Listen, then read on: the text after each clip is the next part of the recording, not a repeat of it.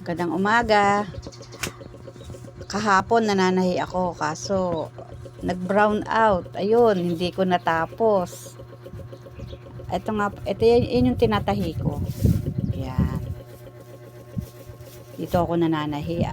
Pag-araw ng pasok ko dito.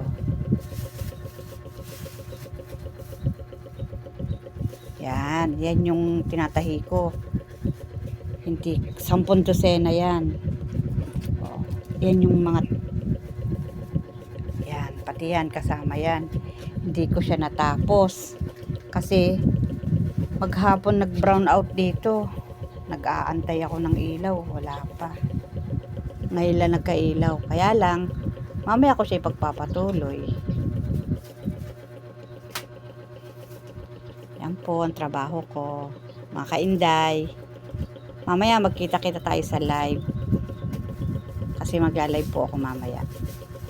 Maraming salamat po. Huwag niyo pong kalimutang mag-like, share, at subscribe. God bless po.